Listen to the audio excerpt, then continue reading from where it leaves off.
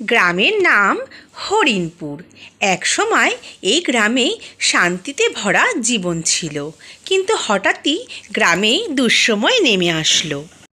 রাত গভীর হলেই শোঁ শোঁ হাওয়ার শব্দে চারিদিকের পাতা কেঁপে উঠত এবং কেউ বলে এক মৃত নারীর আত্মার হাহাকার শোনা যেত।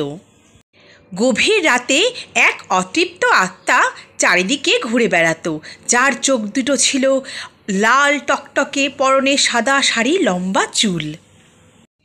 গ্রাম থেকে হঠাৎই বাচ্চারা উধাও হয়ে যেত, গবাদি পশু হারিয়ে যেতে শুরু করলো এবং কুয়োর জল একদম কালো মিচমিচে হয়ে গেল। সবাই বলে এ নাকি ওই আত্মারই কাজ। সেই বিকট মূর্তি দেখে বটগাছের নিচে যেতে কেউ আর সাহস পেত না। তখন গ্রামবাসীরা ঠিক করলেন গ্রামের তান্ত্রিক বাবাই এই সমস্যার সমাধান করতে পারে এবং আমাদেরকে বাঁচাতে পারে। সাধু বাবা তার এক শিষ্যকে অনেক বড় তান্ত্রিক ছিল, সে সাথে করে একটি বাক্স নিয়ে আসলো এবং গ্রামবাসী তাকে ঘিরে ধরল। তিনি গ্রামবাসীকে বললেন প্রস্তুতি শুরু করতে হবে। পূর্ণিমার রাতে তান্ত্রিক একাই সেই বটগাছের নিচে গেলেন। সেখানে গিয়ে তিনি যা দেখলেন, ভয়ঙ্কর এক চেহারা, লম্বা চুল, সাদা শাড়ি, লাল চোখ, যেন আগুন ঠিকরে বেরোচ্ছে। তার চেহারা একদম কদাকার শাকচুন্নি। ওঝা তার এই ভয়ঙ্কর রূপ দেখে গ্রামবাসীর কাছে ফিরে এসে সেই কৌটোটি দেখালেন এবং বললেন এখানেই তাকে বন্ধ করতে হবে, কারণ এটা মন্ত্রপুত এক বাক্স।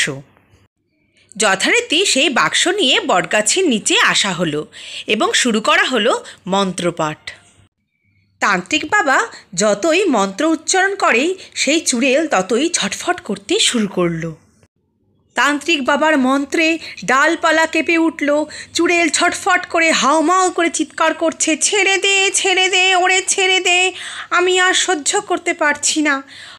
সেই আত্মার চিৎকারে চারিদিক কম্পিত হতে শুরু করলো, কিন্তু সাধু বাবাও ছাড়ার পাত্র নয়।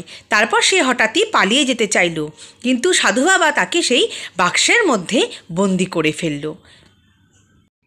তারপর তান্ত্রিক বাবা আদেশ দিলেন এই বাক্স মন্দিরে রেখে আসা হোক, যাতে চুড়েল আর এই বাক্স থেকে বেরিয়ে আসতে না পারে।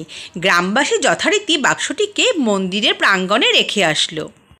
হরিণপুর গ্রামে আবার শান্তি ফিরে আসলো। তবে কি এখানেই শেষ হয়ে গেল? না, আরও গল্প আছে।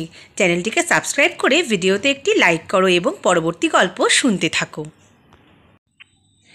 কিছু মাস কেটে যাওয়ার পর গ্রামে এক বিশাল সংকট দেখা দিল, কারণ সেই গ্রামের মন্দির প্রাঙ্গণ থেকে সেই বাক্সবন্দি করা আত্মার সেই বাক্সটি হঠাৎই অদৃশ্য হয়ে গেল। তারপর থেকেই গ্রামের সেই বটগাছের নিচে আবার সেই আলো দেখা যেত।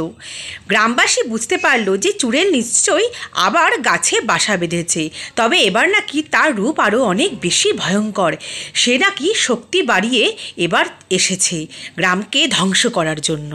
তার রূপ কখনো সাদা, কখনো কালো, কিন্তু চোখগুলো রক্তের মতো। রাত্রি হলেই সমস্ত গাছে গাছে সে ঘুরে বেড়াতো। ভয়ঙ্কর তার চেহারা, সে আরও শক্তি বাড়িয়ে এসেছে। সে বলতে লাগলো, ভেবেছিলি কি আমাকে আটকে রাখতে পারবি? এবার তোদের সর্বনাশ নিশ্চিত। তারপর থেকেই গাছের ফলগুলো পচে যেতে শুরু করলো। গবাদি পশুরা অসুস্থ হয়ে পড়ল। গ্রামের মানুষ পুরো গ্রামকে শ্মশান করে গ্রাম ছেড়ে পালিয়ে গেল। যে বাড়ির সামনেই সে গিয়ে দাঁড়াতো সেই বাড়িতেই দাউ দাউ করে আগুন জ্বলে উঠত এবং রাত্রিবেলেই সে হাহাকার করে চারিদিকে আতঙ্ক সৃষ্টি করত পুরো গ্রামে। গ্রামবাসীরা অতিরকম আতঙ্কিত হয়ে গ্রামের সাধু বাবার কাছে গিয়ে এর প্রতিকার চাইলেন। সাধু বাবা তখন অতি শক্তিশালী এক তান্ত্রিকের খবর দিলেন। তান্ত্রিক সেই বটগাছের নিচে এক মহাযজ্ঞের আয়োজন করলেন এবং তার শক্তিশালী মন্ত্রপাঠ শুরু করলেন। তার মন্ত্রের গর্জনে চারিদিক কাঁপতে শুরু করলো। তান্ত্রিকের মন্ত্রপাঠে সেই চুড়েল সেখানে এসে উপস্থিত হলো এবং চিৎকার করতে শুরু করলো, তোরা আমাকে মন্ত্রের দ্বারা আটকে রাখতে পারবি না, আমি আরও শক্তি নিয়ে ফিরে এসেছি, তোদের আমি দেখে নেব।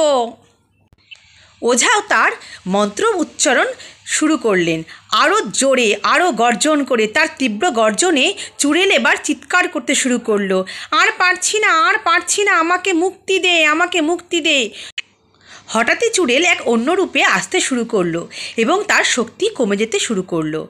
ওঝা তাকে মুক্তির পথ দেখিয়ে দিলেন এবং তার রূপ ধীরে ধীরে পরিবর্তন হতে শুরু করলো। সে গ্রামবাসীকে আশ্বস্ত করলো সে আর কখনো এই গ্রামে ফিরে আসবে না এবং আস্তে আস্তে সেই গাছেই বিলীন হতে শুরু করলো। তার শরীর থেকে সমস্ত শক্তি এক আলোর মাধ্যমে বেরোতে শুরু করলো। তারপর সে ধীরে ধীরে সেই গাছের মধ্যেই বিলীন হয়ে গেল। আজও গ্রামবাসীরাও হরিণপুর ছেড়ে গ্রাম বাঁচলেন। আতঙ্কে থাকে যদি কখনো সেই চুড়েল ফিরে আসে, কারণ তার প্রতিশোধ আজও পুরো হয়নি।